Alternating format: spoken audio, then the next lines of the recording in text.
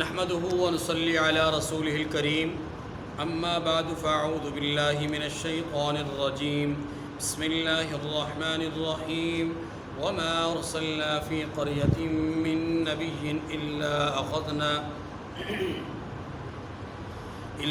أخذنا أهلها بالبأساء والضراء لعلهم يضرعون ثم بدلنا مكان السيئة الحسنة حتى عفوا وقالوا قد مس آباءنا الضراء والسراء فأخذناهم بغتة وهم لا يشعرون ولو أن أهل القرى آمنوا واتقوا لفتحنا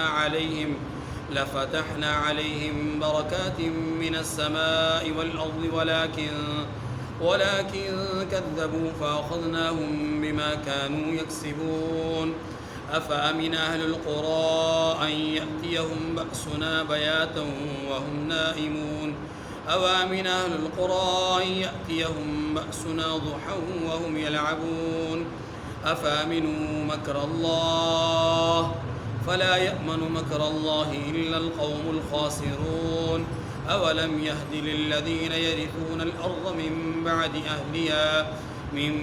أهلها أن لو نشاء أصبناهم بذنوبهم ونطبع على قلوبهم فهم لا يسمعون تلك القرى نقص عليك من أنبائها ولقد جاءتهم رسلهم بالبينات فما كانوا ليؤمنوا بما كذبوا من قبل كذلك يطبع الله على قلوب الكافرين وما وجدنا لأكثرهم من عهد وإن وجدنا أكثرهم لفاسقين صدق الله العظيم.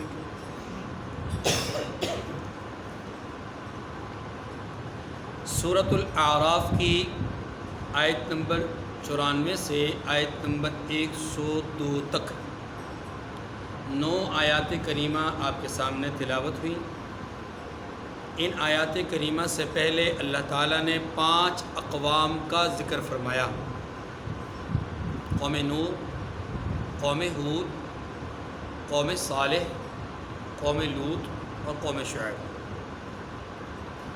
ان آیات کریمہ میں ان 5 واقعات اور اقوام کے تذکرے کے بعد نتیجتاً عبرت کے اعتبار سے، نصیحت کے اعتبار سے، سبق دینے کے اعتبار سے چند نصیحتیں کی گئی ہیں. اور یہ جو نصیحت کی گئی ہے یہ نصیحت بھی سمجھانے کے اعتبار سے اس کا انداز یہ اختیار کیا گیا کہ جیسے کسی پر حسرت اور افسوس کا اظہار کیا جاتا ہے یا گزشتہ پر افسوس کا اظہار کر کے آنے والے کے اعتبار سے کوئی ترغیب، کوئی امید، کوئی آس پیدا کی جاتی ہے. ان آیات میں ایسا ہی انداز اللہ تعالیٰ نے اختیار فرمایا ہے. گزشتہ اقوام کے حوالے سے حسرت اور افسوس کا ذکر کیا، آنے والے جو حالات ہیں ان کے موافق موجود لوگوں کو ایک تنبیہ کی گئی. پچھلے لوگوں کے لیے حسرت اور افسوس کا اظہار کیا گیا، آنے والوں کو تنبیہ کی گئی. یہ ہے لب لباب ان آیات کریمہ کا جو ہمارے سامنے ہے. اب ان آیات کو ہم پڑھتے ہیں، اس کا ترجمہ پڑھتے ہیں اور اس کے ضمن میں جو بات ہوگی وہ عرض کریں گے.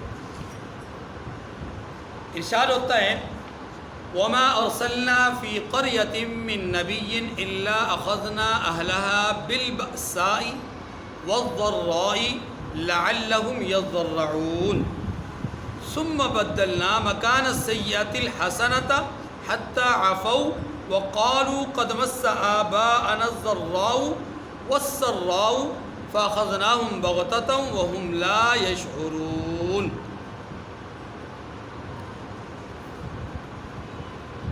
اور ہم نے کسی شہر میں کوئی پیغمبر نہیں بھیجا مگر وہاں کے رہنے والوں کو جو ایمان نہ لائے دکھوں اور مصیبتوں میں مبتلا کیا تاکہ وہ عاجزی اور زاری کریں، گریہ کریں. پھر ہم نے تکلیف کو آسودگی سے بدل دیا، یہاں تک کہ وہ مال و اولاد میں زیادہ ہو گئے، اور کہنے لگے کہ اس طرح کا رنج و راحت ہمارے بڑوں کو بھی پہنچتا رہا ہے، تو ہم نے ان کو ناگہاں اچانک پکڑ لیا اور وہ اپنے حال میں بے خبر تھے۔ یہ دو آیات کریمہ کا ترجمہ ہم نے پڑھا۔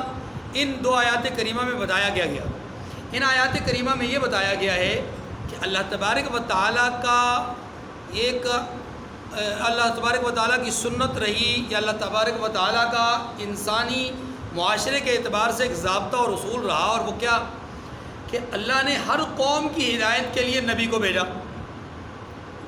ایک تو بات اس کے ضمن میں یہ سمجھ آئی۔ دوسری بات یہ سمجھائی جا رہی ہے کہ ہر نبی جب کسی قوم کے پاس گئے تو اس قوم میں ماننے والے بھی ہوئے، نہ ماننے والے بھی ہوئے۔ یہ دو باتیں ہو گئیں۔ تیسری بات بتایا یہ گیا کہ جب کوئی نبی کسی قوم میں گئے تو اس قوم کے لوگوں کو اللہ کی طرف بلایا، تو بعض تو خوش نصیب وہ تھے جنہوں نے دعوت پر لبیک کہہ دیا، بعض بد نصیب وہ تھے جنہوں نے دعوت پر لبیک نہیں کہا۔ تو اب جنہوں نے دعوت پر لبیک کہا انہیں ہم نے راحتیں دیں، اور جنہوں نے دعوت پر لبیک نہیں کہا انہیں ہم نے زحمت میں مبتلا کیا۔ ٹھیک ہے جی، ایک بات یہ ہو گئی۔ اب اس ضمن میں آپ یہ سمجھ لیجئے یہاں رک کر کے کہ دنیا کے اندر آپ جانتے ہیں کہ کچھ کام ایسے ہوتے ہیں کہ جن پر ہم کبھی کبھی عذاب کا لفظ بولتے ہیں، کبھی مصیبت کا لفظ بولتے ہیں۔ مثال کے طور پر حالیہ دنوں میں ملک پاکستان کے تقریباً مختلف اور 70% علاقوں میں سیلاب کی ایک کیفیت ہے۔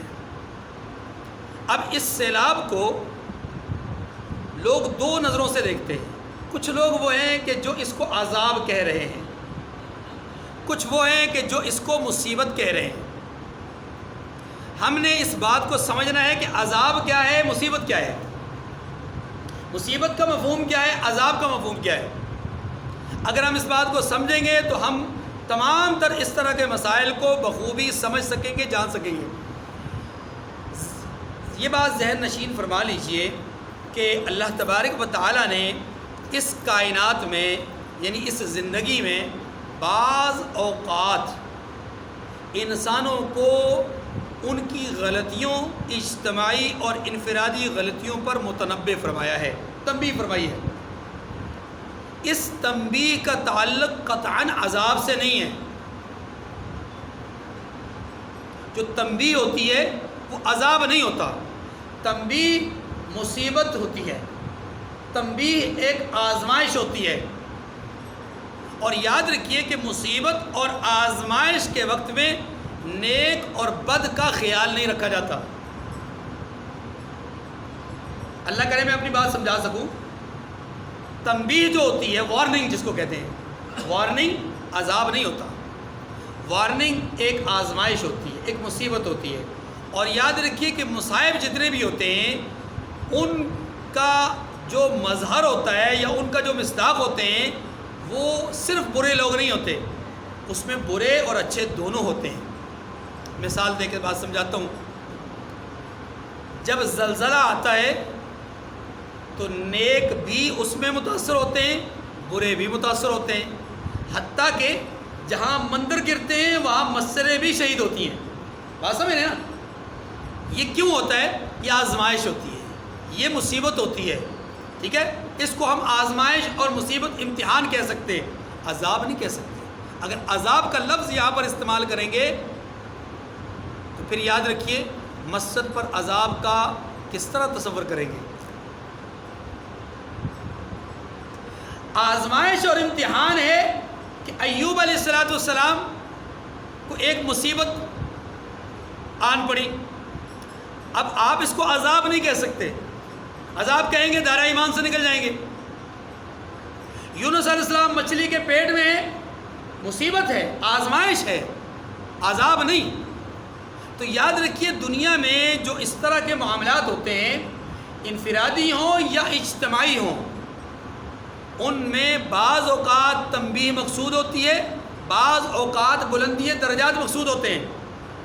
یہی بات سمجھنے کے لیے آپ سمجھیں کہ برے لوگوں کے لیے یہی آزمائش تنبیہ بن جاتی ہے، اور اچھے لوگوں کے لیے یہی آزمائش بلندی درجات کا ذریعہ بن جاتی ہے۔ تو دنیا کے اندر جو آزمائش اور امتحان ہوتا ہے وہ نیک اور برے دونوں لوگوں سے ہوتا ہے۔ اب یہ جو آزمائش اور امتحان کا انداز ہے اللہ تبارک و تعالیٰ کا، وہ دو طرح کا ہوتا ہے، یہ بھی سمجھ لیجئے۔ کبھی مصیبت بھیج کر کے آزمائش اور امتحان مقصود ہوتا ہے، کبھی خوشی بھیج کر کے آزمائش اور امتحان مقصود ہوتا ہے۔ یہ جو آیات دو ہم نے پڑھی ہیں، ان میں انہی دونوں حالات کو بیان کیا گیا ہے کہ ہم نے جب بھی کسی بستی میں کوئی پیغمبر بھیجا ہے، اس بستی کے لوگوں پر مالی اور جسمانی تکلیف دونوں بھیجی ہیں، اور خوشی اور غم بھی بھیجا ہے۔ جب انہیں تکلیف ظاہری اور باطنی ہوتی تھی، مالی اور جسمانی ہوتی تھی، تو پیغمبر انہیں سمجھاتے تھے کہ دیکھو یہ تمہارے اوپر سخت آزمائش ہے، اگر اس آزمائش سے تم نکل گئے تو بھی کامیاب، اور اس آزمائش سے نہ نکل سکے تو ناکام۔ اسی طریقے سے یہ خوشی ہے، تو یہ خوشی تمہارے پاس آئی ہے، اگر اس خوشی میں تم کامیاب ہو گئے، اگر اس خوشی میں تم اللہ کو راضی کر گئے تو تم کامیاب ہو گئے، اگر اس خوشی میں اللہ کو راضی نہ کر سکے تو تم ناکام ہو گئے۔ تو مصیبت بھی آزمائش ہے اور خوشی بھی آزمائش ہے۔ اب اس کو دو مثالوں سے میں بات سمجھاؤں گا۔ دیکھیے، ایک آدمی ہے جس نے خدا نخواستہ چوری کی، اسلامی قانون نافذ ہے، اب اسلام کے قانون کے مطابق چور کا ہاتھ کاٹا جاتا ہے یہاں سے، ٹھیک ہے، اب اس کا کاٹ دیا گیا ہاتھ، یہ اس کے لیے کیا ہے؟ آزمائش ہے، لیکن یہ آزمائش خوشی کی نہیں ہے۔ اس آزمائش سے اس کو خوشی نہیں ہوئی، اس آزمائش سے اس کو راحت نہیں ملی، اس آزمائش سے اس کو دکھ ہوا، اس کے خاندان کو دکھ ہوا، اس کی برادری کو دکھ ہوا۔ اس کے مقابلے میں ایک دوسرا آدمی ہے، اس کو انگلی میں کینسر ہو گیا، ڈاکٹر نے کہا کہ ہاتھ کو گٹے سے کاٹنا پڑے گا، ہاتھ کو یہاں سے کاٹنا پڑے گا، اگر نہیں کاٹیں گے تو یہ کینسر پھیلتے پھیلتے پورے بازو کو اور بازو سے پورے جسم کو متاثر کرے گا۔ سارا خاندان مل کر کے مشورہ کرتا ہے اور کہتا ہے کہ جناب فوری طور پہ یہ کام کر دیا جائے، آج کا کام کل پہ نہ چھوڑا جائے۔ جیب سے پیسے دیتے ہیں، ہزاروں میں نہیں لاکھوں میں دے کر کے ہاتھ کٹواتے ہیں، جب ہاتھ کٹ جاتا ہے تو خوشی محسوس کرتے ہیں، الحمدللہ مزید تکلیف سے بچ گئے۔ ہاتھ اس کا بھی کٹا، ہاتھ اس کا بھی کٹا، اس کے لیے بھی آزمائش، اس کے لیے بھی آزمائش، لیکن یہ اپنی آزمائش میں کیا ہے؟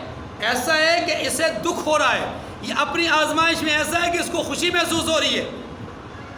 اب اسی کو دوسرے اینگل سے دیکھ لیجئے، اگر اس کا ہاتھ کٹ گیا اور کٹنے کے بعد اس نے اگلی بات یہ سوچی کہ شکر ہے اللہ کا کہ مجھے دنیا میں ہی سزا مل گئی، اب میں پکی توبہ کرتا ہوں، میں یہ جرم نہیں کروں گا، اس کے لیے یہی مصیبت، اس کے لیے یہی آزمائش راحت بن گئی۔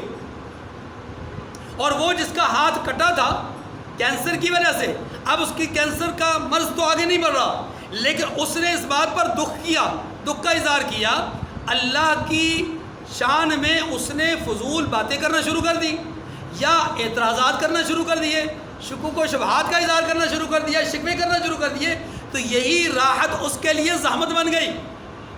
بات خوشی کی تھی لیکن یہ خوشی اس کے لیے غم بن گیا، اس کے لیے بات غمی کی تھی لیکن کیا بن گیا؟ خوشی کا سامان بن گیا۔ دیکھیے کیفیت کیسے بدلی۔ حالانکہ دیکھ لیں ہاتھ دونوں کے کٹے ہیں، اور دونوں کے ہاتھ کٹنے میں جو پس منظر ہے وہ دونوں کا مختلف ہے، ایک کا غمی کا ہے، دوسری کا خوشی کا ہے، لیکن اس غمی والے نے اپنی غم کو خوشی میں تبدیل کروا دیا، اس خوشی والے نے اپنی خوشی کو غم میں تبدیل کروا دیا۔ کیوں؟ اس لیے کہ یہ اللہ سے راضی ہو گیا، یہ اللہ سے ناراض ہو گیا، تو اس کی خوشی غم میں بدل گئی، اس کا غم خوشی میں بدل گیا۔ یہاں یہ بات سمجھائی جا رہی ہے کہ جب ہم دنیا میں کسی کو آزماتے ہیں، جسمانی تکلیف میں بھی آزماتے ہیں، مالی تکلیف میں بھی آزماتے ہیں، لیکن اس آزمائش میں خیر والے لوگ وہ ہوتے ہیں جو اللہ سے راضی ہو جائیں تو وہ کامیاب ہو جاتے ہیں، اور جو اللہ سے راضی نہیں ہوتے وہ ناکام ہو جاتے ہیں۔ اسی طریقے سے ہم دنیا میں آزماتے ہیں بعض اوقات خوشیاں دے کر کے، ان خوشیوں میں جو آدمی خیر والے کام کرتا ہے، اللہ کی رضا والے کام کرتا ہے، اللہ سے راضی ہوتے ہیں، جو ناراضگی والا کام کرتا ہے اللہ سے ناراض ہوتے ہیں۔ اس کو ایک اور مثال سے بھی سمجھ لیجیے خوشی کے، اللہ نے ایک آدمی کو سرمایہ دیا ہے، اچھا خاصا مال دیا ہے، لیکن وہ اس مال کا استعمال غلط کر رہا ہے، اسی مال کی وجہ سے وہ عیاشیاں کر رہا ہے، اسی مال کی وجہ سے لوگوں پر ظلم کر رہا ہے، اسی مال کی وجہ سے زنا اور بدکاری کر رہا ہے، اسی مال کی وجہ سے شراب نوشی کر رہا ہے، اسی مال کی وجہ سے جرائم کا ارتکاب کر رہا ہے۔ اگر یہ مال نہ ہوتا، بھوکا پیاسا ہوتا تو یہ جرائم نہ کر سکتا، لیکن یہ مال ہے تو یہ جرائم کر رہا ہے۔ اب اس کے لیے یہ مال مصیبت بن گیا، نہ صرف مصیبت بنا بلکہ اللہ کی ناراضگی کا سبب بن گیا۔ ایک دوسرا آدمی ہے، اسے اللہ نے مال دیا ہے، وہ اپنے مال کو اپنی بیوی بچوں پر درست طریقے سے خرچ کر رہا ہے، جہاں پر اپنے خاندان میں، اہل و عیال میں یا رشتہ داروں میں جہاں خرچ کرنے کی ضرورت پڑتی ہے وہاں خرچ کر رہا ہے، جہاں مسجد میں، مدرسے میں، کسی خیر اور فلاحی کام میں ضرورت پڑتی ہے وہاں وہ خرچ کر رہا ہے۔ اب اس کا مال اس کو متکبر نہیں بناتا، اس کا مال اس کو جو ہے وہ غرور والا نہیں بناتا، بلکہ یہ عاجز ہے، انکسار ہے۔ اب اس آدمی کا مال اس کو بلندیوں پر پہنچا رہا ہے، پہلے کا مال اس کو پستی میں گرا رہا ہے، دوسرے کا مال اس کو بلندی پہ پہنچا رہا ہے۔ تو یہ ہے خوشی کے سامان میں رحمت کا یا زحمت کا ہونا، ٹھیک ہے جی۔ اب دیکھیے فرمایا وَمَا أَرْسَلْنَا فِي قَرْيَةٍ مِّن نَّبِيٍّ إِلَّا أَخَذْنَا أَهْلَهَا بِالْبَأْسَاءِ وَالضَّرَّاءِ لَعَلَّهُمْ يَضَّرَّعُونَ۔ لَعَلَّهُمْ يَضَّرَّعُونَ کا لفظ بتاتا ہے کہ ہم آزمائش کے لیے ایسا کرتے ہیں کہ کسی بستی میں، کسی شہر میں کوئی پیغمبر نہیں بھیجا، مگر وہاں کے رہنے والوں کو جو ایمان نہیں لائے تھے انہیں دکھوں اور مصیبتوں میں مبتلا کیا تاکہ وہ عاجزی اور زاری کریں۔ چاہیے تو یہی تھا، لیکن انہوں نے ایسا نہیں کیا تو ہم نے ان کو مکمل طور پہ ناکام کر دیا۔ اب اگلا جملہ خوشی کا سامان دے کر ثم بدلنا مکان السیئۃ الحسنہ، پھر ہم نے تکلیف کو آسودگی سے بدل دیا۔ یہاں سیئہ اور حسنہ کا معنی کیا ہے؟ دیکھیے سیئہ کا معنی برائی ہے، حسنہ کا معنی اچھائی ہے، لیکن یہاں برائی اور اچھائی کا معنی کیا ہے؟ تکلیف سے راحت، غم سے خوشی، فقر و فاقے سے مالداری، غنا، یہ ہم نے نصیب کیا، ہاں جی، غم سے نکال کر خوشی میں مبتلا کیا۔ اور یہ ہمارا اس سے بھی مقصود کیا تھا؟ آزمائش تھا۔ پھر فرمایا حتیٰ عفو، یہاں تک کہ وہ بڑھتے گئے، یعنی ان کی جو راحتیں ہیں، ان کی جو آسائشیں ہیں وہ کیا ہو گئی؟ بڑھتی گئی۔ دیکھیے یہ جو سیئہ اور حسنہ ہے اس کا اطلاق یہاں پر اس جملے کے اعتبار سے وہ اولاد پر بھی ہو سکتا ہے، مال پر بھی ہو سکتا ہے، صحت پر بھی ہو سکتا ہے، فن پر بھی ہو سکتا ہے، علم پر بھی ہو سکتا ہے، ہنر پر بھی ہو سکتا ہے، کنبے قبیلے خاندان پر بھی ہو سکتا ہے، اسی طریقے سے زراعت پر بھی ہو سکتا ہے، تجارت پر بھی ہر چیز پر ہو سکتا ہے۔ جو چیز پہلے میسر نہیں تھی اب میسر ہو گئی تو گویا کہ حسنہ سے یعنی سیئہ کو حسنہ میں تبدیل کر دیا، یعنی تنگی کو آسانی میں تبدیل کر دیا، برائی کو اچھائی میں تبدیل کر دیا۔ اب یہ بظاہر تو اچھائی ہے، بظاہر تو آسانی ہے، بظاہر تو راحت ہے، بظاہر تو آسائش ہے، لیکن فرمایا کہ یہ آسائش بھی ہم نے بطور آزمائش رکھی ہے۔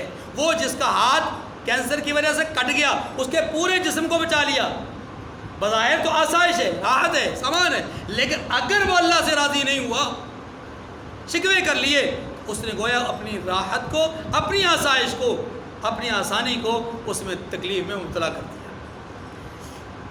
وقالوا قد مس آباء، اچھا اب اس جملے کو پڑھنے سے پہلے ذرا سمجھیے گا، جب اہل اللہ یعنی اللہ کے نبی جب لوگوں سے کہتے کہ دیکھو یہ تمہارے اوپر جو آسائشیں ہیں نا، یہ جو آسانیاں آ رہی ہیں یہ بھی ایک آزمائش ہے، اس کو یہ مت سمجھنا کہ یہ تمہارا حق ہے، تو لوگ پتہ کیا کہتے ہوتے تھے اس زمانے میں، یعنی انبیاء کو کیا جواب دیتے تھے کہ جی بات اصل یہ ہے کہ یہ راحت، یہ غم، یہ خوشی، یہ دکھ، یہ تو ہمیں ہی نہیں ہمارے آباء و اجداد کو بھی ملا ہے، یہ کوئی نئی چیز تو نہیں ہے،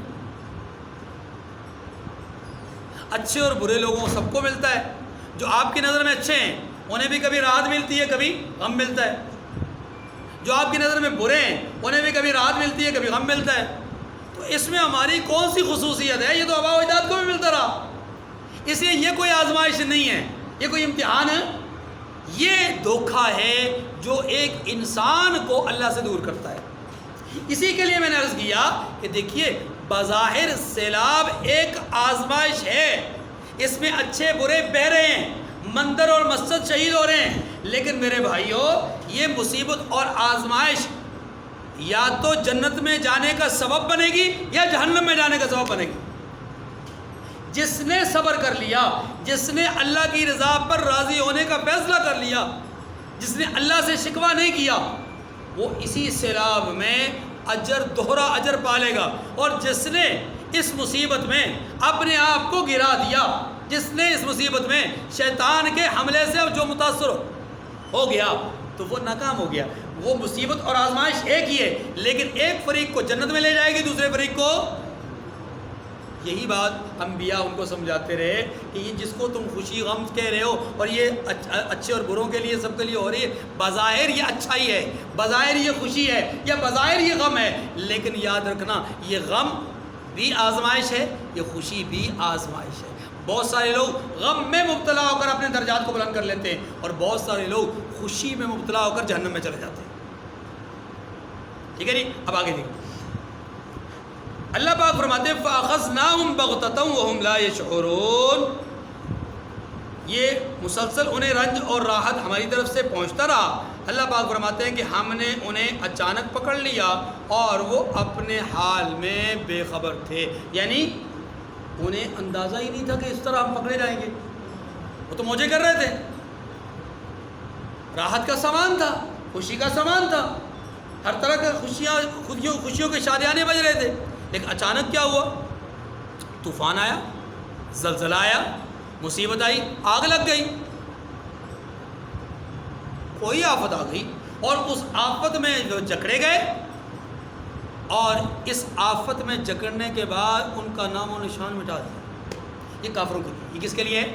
کافروں کے لیے۔ اہل ایمان کے لیے یہ ہے کہ اگر مصیبت آئی اس میں کامیاب ہو گئے تو ٹھیک، نہ کامیاب ہوئے تو پھر ان کے ساتھ بھی یہی سلوک کیا جائے گا۔ اتنی بات سمجھ گئی؟ اب اگلی بات، وَلَوْ أَنَّ أَهْلَ الْقُرَىٰ آمَنُوا وَاتَّقَوْا لَفَتَحْنَا عَلَيْهِمْ بَرَكَاتٍ مِّنَ السَّمَاءِ وَالْأَرْضِ وَلَٰكِنْ كَذَّبُوا فَأَخَذْنَاهُمْ بِمَا كَانُوا يَكْسِبُونَ۔ اس آیت میں بھی ان 5 اقوام، 5 قوموں کا جن کا تذکرہ ہوا ان کی طرف اشارہ کیا گیا۔ کیا اشارہ کیا گیا؟ کہ اگر ان بستیوں کے لوگ ایمان لے آتے اور پرہیزگار ہو جاتے تو ہم ان پر آسمان اور زمین کی برکات کے دروازے کھول دیتے، مگر انہوں نے تو تکذیب کی، سو ان کے اعمال کی سزا میں ہم نے ان کو پکڑ لیا۔ یہاں پر اللہ تبارک و تعالیٰ فرماتے ہیں کہ اگر یہ اقوام ہدایت پا جاتی، ایمان لے آتی، تقوی اختیار کر لیتی تو ہم ان کے لیے آسمان اور زمین کے سے برکت کے دروازے کھول دیتے۔ یہ برکت کیا ہے جی؟ یہ برکت کیا ہے؟ قرآن مجید نے لفظ برکت مختلف جگہوں، مختلف اعمال، مختلف حیثیات اور مختلف شخصیات کے اعتبار سے بیان کیا ہے۔ گویا لفظ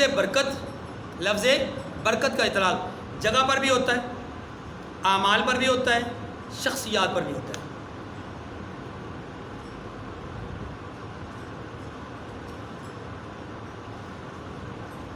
حضرت عیسیٰ علیہ السلام کو اللہ تبارک و تعالیٰ نے اس انداز میں بیان فرمایا کہ میں جہاں کہیں رہوں گا برکت والا رہوں گا۔ گویا ایک شخصیت ہے جو کہ برکت کا سامان ہے۔ مسجد اقصیٰ کو، بیت اللہ کو اللہ نے برکت کا سامان بیان کیا، خیر کے اعمال کو اللہ نے برکت کا سامان بیان کیا۔ تو یہ جو قرآن پاک میں جگہیں، شخصیات یا اعمال کے لیے برکت کا لفظ استعمال ہوا تو برکت کا معنی کیا ہے، تاکہ ہم ہر جگہ اس کو سمجھ سکیں۔ تو برکت کا معنی ہوتا ہے مفید ہونا۔ کیا ہونا؟ مفید ہونا، یعنی ایسی چیز، ایسی جگہ، ایسا عمل جو انسان کے لیے مفید ہو، اس کو فائدہ پہنچائے، دینی بھی دنیاوی بھی، وہ برکت والا ہوتا ہے۔ السلام علیکم ورحمۃ اللہ وبرکاتہ، آپ سلام کرتے ہیں، اس میں برکت کی دعا کرتے ہیں۔ اللہ تبارک و تعالیٰ نے اپنے لیے لفظ تبارک کا استعمال کیا ہے، فتبارک اللہ احسن الخالقین، تبارک الذی بیدہ الملک، تبارک الذی نزل الفرقان، برکت دینے والا۔ تبارک مانا برکت دینے والا۔ ایک ہے برکت حاصل کرنا، ایک ہے برکت دینا۔ برکت دینا صرف اللہ کا کام ہے، اس لیے لفظ تبارک اللہ کے لیے استعمال ہوگا۔ ہاں، مبارک کا لفظ، برکت کا لفظ، مبروک کا لفظ، یہ انسان کے لیے بولا جا سکتا ہے، کسی جگہ کے لیے بولا جا سکتا ہے، کسی شخصیت کے لیے بولا جا سکتا ہے، کسی عمل کے لیے بولا جا سکتا ہے۔ مثلا اللہ کے رسول صلی اللہ علیہ وسلم کے چچا زاد بھائی ہیں عقیل بن ابی طالب، ان کی شادی ہوئی تو لوگوں نے ان کے لیے کچھ کلمات کہے جو کہ خوشی کے موقع پر لوگ کہہ سکتے ہیں، اور انہوں نے کہے تو انہوں نے فرمایا کہ یوں نہ کہو بلکہ یہ الفاظ کہو، بارک اللہ لکم وبارک اللہ علیکما، یہ دعا کرو، کیونکہ اللہ کے نبی صلی اللہ علیہ وسلم نے اس طرح دعا سکھائی ہے۔ شادی کے موقع پر آپ یوں دعا کریں کسی کے لیے، جوڑے کے لیے، بارک اللہ لکم اور بارک اللہ علیکم یا علیکما، یہ دعا رحمت دو عالم صلی اللہ علیہ وسلم نے سکھائی ہے۔ اللہم بارک لی فی رزقی، اے اللہ میرے رزق میں برکت نازل فرما، یعنی میرے رزق کو میرے لیے مفید بنا۔ کیسا مفید بنا؟ کہ میرے رزق کی وجہ سے، جس رزق کو میں کھاؤں، اس رزق کی برکت سے میرے جسم میں اتنی طاقت، صلاحیت اور قوت پیدا ہو کہ میں اچھے اعمال کر سکوں، اور اس رزق کو میرے لیے آخرت کے اعتبار سے بھی مفید بنا کہ اس رزق کے کھانے کی وجہ سے میں سرکشی اور طغیانی نہ کروں بلکہ اللہ کی قربت اختیار کرنے والا بنوں، روحانی اعتبار سے میں اللہ کے قریب بنوں۔ گویا یہ حلال والا ہو، حلال ہو، حرام نہ ہو، پاکیزہ ہو، ناپاک نہ ہو۔ تو میرے بھائی، برکت کا معنی ہے مفید ہونا، ایسی چیز، ایسی جگہ، ایسی شخصیت جو دوسروں کے لیے یا اپنے لیے کیا ہو، مفید ہو، فائدہ پہنچاتی ہو۔ انبیاء علیہ السلام سارے کے سارے برکت والے، کیوں؟ اس لیے کہ ان کی ذوات قدسیہ کی وجہ سے لوگوں کو فائدہ پہنچ رہا ہے۔ اولیاء اعظام سارے کے سارے برکت والے ہیں کیونکہ ان کی نفوس قدسیہ کی وجہ سے لوگوں کو برکت پہنچ رہی ہے۔ صحابہ کرام، اہل بیت اعظام، یہ سارے کے سارے مبارک ہیں کیونکہ ان کی وجہ سے لوگوں کو برکت پہنچ رہی۔ ماں باپ اپنی اولاد کے لیے برکت کا باعث ہیں، استاد اپنے شاگردوں کے لیے برکت کا باعث ہے۔ اللہ کے رسول صلی اللہ علیہ وسلم کی تعلیمات کے نتیجے میں ہمیں یہ بات ملتی ہے کہ اگر کوئی آدمی صلح مندی کا کام کرتا ہے، یعنی کہ جو جن اقربا کے ساتھ اچھے تعلق اختیار کرنے کی اور اچھے تعلق اپنانے کا حکم دیا گیا ہے، ان کے ساتھ اچھے تعلق اپناتا ہے، تو اللہ کے رسول نے اس عمل میں برکت پیدا ہونے کا عندیہ دیا ہے۔ اسی طریقے سے اللہ کے رسول صلی اللہ علیہ وسلم نے صبح کے وقت میں برکت کا لفظ استعمال کیا ہے کہ صبح کے اوقات میں جو ہے وہ برکت پیدا ہوتی ہے یا برکت ہوتی ہے۔ نماز فجر پڑھنے والے کے لیے برکت پیدا ہوتی ہے، جو آدمی خیر اور بھلائی کا کام کرتا ہے اس کے لیے برکت پیدا ہوتی ہے۔ اسی کو آپ یوں آگے پھیلاتے جائیں تو اچھی اولاد، نیک اور صالح اولاد وہ برکت کا سامان ہے۔ مفید مال، رزق حلال پاکیزہ مال، یہ کیا ہے؟ برکت کا سامان ہے۔ اچھی قوت اور طاقت کا مل جانا اور یہ اللہ کی راہ میں خرچ ہونا، یہ کیا ہے؟ برکت کا سامان ہے۔ تو برکت کا معنی مفید ہونا، اور اس کو جتنا پھیلاتے جائیں گے وسیع تر مفہوم رکھتا ہے۔ ایک چھوٹا سا لفظ بہت وسیع معنی رکھتا ہے، بہت وسیع مفہوم رکھتا ہے۔ لیکن یاد رکھیے، اسی کا جو سمت مخالف جو دوسرا لفظ ہے، اس کا جو الٹ ہے وہ کیا ہوگا؟ وہ ہوگا بے برکتی۔ بے برکتی کیا ہوگی؟ کہ مال ڈھیر نظر آ رہا ہے لیکن مفید نہیں ہے، بیماری دور نہیں ہو رہی، ٹینشن اور ڈپریشن ختم نہیں ہو رہی، مسائل اور مصائب نہیں ختم ہو رہے، دن بدن گھر کے اندر جھگڑے بڑھتے ہی جا رہے ہیں، اختلاف اور انتشار پھیلتا ہی جا رہا ہے۔ مال ہے، کنبہ، خاندان، قبیلہ بڑا ہے، عہدہ، منصب بھی ہے، لیکن برکت نہیں ہے، بے برکتی ہے۔ بے برکتی کا معنی یہ کہ مفید نہیں ہے۔ ایک آدمی جس کے پاس دولت ہے لیکن وہ دولت سے فائدہ نہیں اٹھا پا رہا، تو سمجھ لیں کہ یہ دولت کیا ہے؟ بے برکتی کا سامان ہے۔ ایک آدمی جس کے پاس دولت نہیں ہے، تھوڑی سی ہے، لیکن اس کی ضروریات ساری پوری ہو رہی ہیں اور اس کو اطمینان کی زندگی نصیب ہو رہی ہے اور وہ اپنی زندگی پر خوش ہے، تو یہ تھوڑا اس کے لیے برکت والا ہے، مفید ہے۔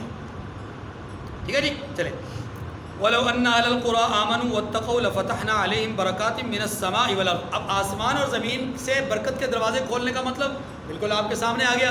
دیکھیں، بارش ہو رہی ہو، ایک حدیث میں آتا ہے، حدیث مجھے یاد آ گئی، ایک حدیث میں آتا ہے اللہ کے رسول صلی اللہ علیہ وسلم نے فرمایا کہ قحط سالی یہ نہیں ہے کہ بارشیں نہ ہوں۔ بڑی زبردست حدیث، آج کے حالات کے موافق بڑی زبردست حدیث۔ کیا فرمایا؟ قحط سالی یہ نہیں ہے کہ بارشیں نہ ہوں، قحط سالی یہ ہے کہ بارشیں ہوں لیکن مفید نہ ہوں۔ اللہ اکبر۔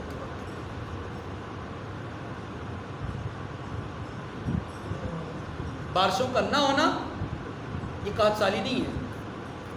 بعض اوقات بارشیں نہیں ہوتی، مخلوق میں آرام سکون ہوتا ہے، چین ہوتا ہے، کوئی ایسی پریشانی نہیں ہوتی، لیکن بعض اوقات بارشیں ہوتی ہیں لیکن مفید نہیں ہوتی، جیسے آج کل یہ بارشیں مفید نہیں ہیں، نقصان، ہاں نقصان ہی نقصان ہو رہا ہے، تباہی، بربادی، مصائب اور آزمائش۔ کتنی عمارتیں مخدوش ہو گئی، ٹوٹ گئی، پل ٹوٹ گئے، ہاں جی، کتنے لوگ بیگار ہو گئے، لاکھوں لوگ متاثر ہو گئے۔ یہ کیا ہے؟ قحط سالی یہ ہے۔ اور یاد رکھیے گا، کثرت میں برکت نہیں ہے، کثرت میں، فراوانی میں برکت نہیں ہے، برکت سے کثرت ہے۔ تھوڑی چیز ہو، مفید ہو، یہی کثیر ہے، یہی کیا ہے؟ فرمایا وَلَٰكِنْ كَذَّبُوا فَأَخَذْنَاهُمْ بِمَا كَانُوا يَكْسِبُونَ، انہوں نے جھٹلایا، ایمان قبول نہیں کیا، تقوی اختیار نہیں کیا، تو سو ہم نے ان کو اچانک پکڑ لیا، اور جب ان کو پکڑا تو یہ اپنی سامان تعیش میں بے خبر تھے، پتہ ہی نہ چلا۔ اب آگے اللہ تعالیٰ نے 4 باتیں فرمائی ہیں، اور یہ چاروں باتیں آنے والے لوگوں کو تنبیہ کرنے کے لیے ہے۔ بڑی زبردست بات ہے، کھلا بہت مختصر ہے، اس کی لمبی چوڑی کوئی تشریح نہیں ہے۔ کیا بات فرمائی؟ فرمایا کیا لوگ، یعنی جو موجودہ لوگ ہیں، جو قرآن پڑھنے والے، قرآن سننے والے لوگ ہیں، کیا یہ لوگ اس بات سے بے خوف ہو گئے کہ انہیں رات میں اللہ عذاب میں مبتلا نہیں کر سکتا؟ سوئے ہوں اور اللہ عذاب بھیج دے، اس بات سے بے خوف ہو گئے؟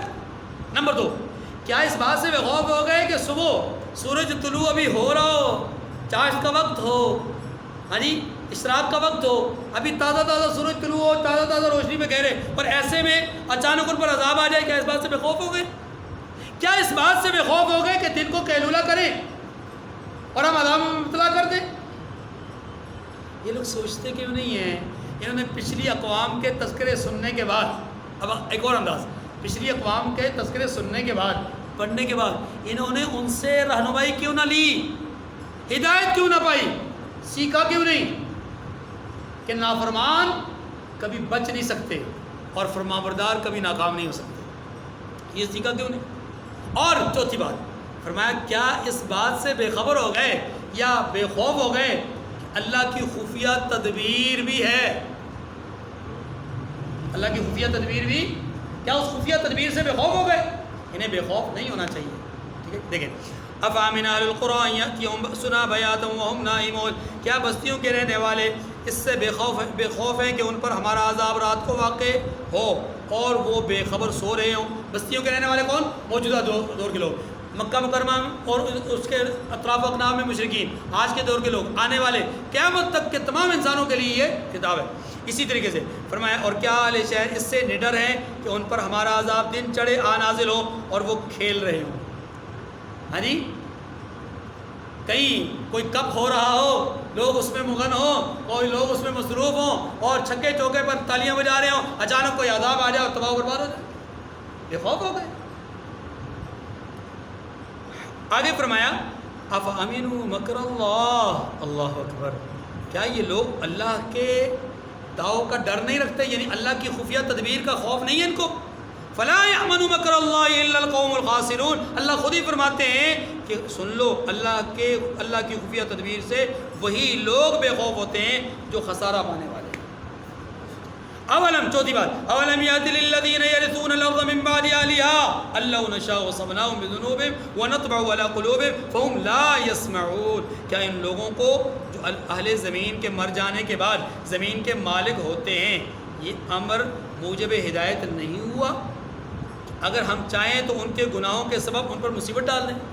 یعنی جو قصہ، جو واقعہ جو پیچھے اقوام کا ذکر کیا، کیا ان کے واقعات پڑھنے کے بعد بھی ان کے لیے ہدایت کا سامان نہیں بنا؟ کیا اب بھی ان کی جو بے خوفی ہے وہ ختم نہیں ہوئی؟ اور کیا ان کو یہ ڈر نہیں لگا کہ ہم ان کی طرح ان کو بھی کسی عذاب میں مبتلا کر دیں؟ وَنَطْبَعُ عَلَىٰ قُلُوبِهِمْ فَهُمْ لَا يَسْمَعُونَ، اور ان کے دلوں پر مہر لگا دیں تو کچھ سن ہی نہ سکے۔ یہ بہت بڑا عذاب ہے، سنیے، دلوں پر مہر لگا دینا بہت بڑا عذاب ہے۔ اللہ کے رسول فرماتے ہیں جب کوئی بندہ مومن، عام کافر نہیں، بندہ مومن ایک گناہ کرتا ہے، اس کے دل پر ایک سیاہ نقطہ ڈاٹ لگ جاتا ہے، توبہ کر لے نقطہ مٹا دیا جاتا ہے، نہیں توبہ کرتا دوسرا گناہ کرتا ہے، اس پہلے والے نقطے کے ساتھ اس نقطے کو لگا دیا جاتا ہے، یہاں تک کہ اس کے دل پر یہ نقطے پھیلتے پھیلتے اس کے دل کی حالت ایسی ہو جاتی ہے حتی نقطۃ السوداء، یہاں تک کہ وہ پورا کا پورا دل سیاہ ہو جاتا ہے۔ اور جب یہ کیفیت ہوتی ہے نا، وہ کیفیت ہوتی ہے مہر لگنے والی۔ اب مہر لگ گئی، اب اس دل میں نہ کچھ جائے گا نہ آئے گا۔ اسی دل کو ایک اور حدیث میں یوں بیان کیا گیا کہ جیسے برتن کا ایک پیندہ ہوتا ہے، ایک منہ ہوتا ہے، اگر منہ اوپر کو ہو، دائیں ہو بائیں ہو، مشرق یعنی سامنے ہو پیچھے ہو، تو اس صورت میں کچھ نہ کچھ اس میں ڈلنے کا امکان موجود ہوتا ہے، آنے کا امکان موجود ہوتا ہے، ادھر سے کچھ آ جائے، ادھر سے آ جائے، ادھر سے ادھر، اوپر سے، ہاں جی۔ لیکن جب پیندہ اوپر ہو اور منہ نیچے ہو تو برتن میں کچھ ڈلتا ہے۔ فرمایا جب کسی کا دل نقطۃ السوداء کی کیفیت کو پہنچ جاتا ہے، جو کافر کا دل ہوتا ہے اور جو بے ایمان کا دل ہوتا ہے، فرمایا وہ اس برتن کی طرح ہے جس کا منہ نیچے کو اور پیندہ۔ اب یہاں نہ کچھ داخل ہو سکتا ہے نہ کچھ باقی رہ سکتا ہے، یعنی اندر سے بھی کچھ نہیں آ سکتا ہے ہی نہیں، اور باہر سے کچھ جا نہیں سکتا کیونکہ منہ نیچے کو ہے۔ بات سمجھے؟ تو فرمایا کہ وَنَطْبَعُ عَلَىٰ قُلُوبِهِمْ فَهُمْ لَا يَسْمَعُونَ، میں نے کہا کہ دلوں پر مہر لگا دینا سب سے بڑا عذاب ہے اس کائنات میں۔ کیوں؟